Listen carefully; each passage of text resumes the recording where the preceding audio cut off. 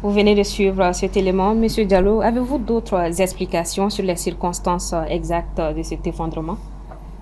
Bon, d'abord, il faut qu'on dise que c'est les conséquences du manque d'encadrement, d'organisation du secteur de l'orpaillage qui échappe à l'état de l'indépendance jusqu'à nos jours. Ce secteur exerce dans l'illégalité et dans l'informel.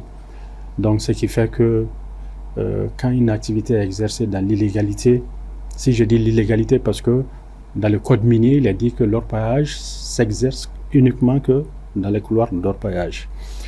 Et si vous prenez le nombre de couloirs qui sont créés, c'est pas beaucoup. On peut dire que 90% des orpailleurs, si on s'en tient au code minier, est en train d'exercer dans l'illégalité et dans l'informel.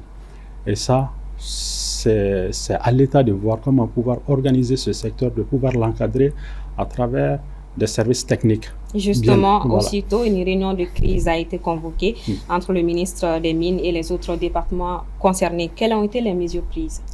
Bon, je ne suis pas au courant des mesures qui ont été prises, mais moi, en tant que président d'une association de la société civile, nous, on a toujours décrié que cette activité, il ne faudra pas laisser pour compte, parce que c'est une activité qui fait plus d'1 million d'emplois. Bon, même si c'est de l'auto-emploi, quand même plus d'1 million de Maliens qui arrivent à trouver de l'emploi dans ce secteur-là et qui fait vivre plus de 2 millions de Maliens.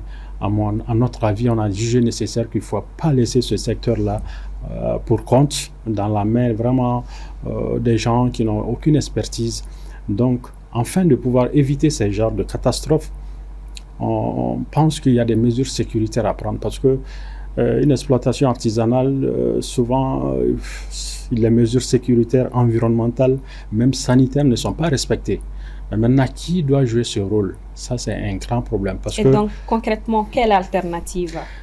L'alternative, c'est de pouvoir essayer de voir, même s'il faut mettre en place une commission qui va réfléchir, afin de dégager des solutions, afin de pouvoir organiser, encadrer ce secteur et de former les acteurs de ce secteur et vraiment de les sensibiliser, de ne pas travailler dans une certaine insécurité dans ces mines artisanales.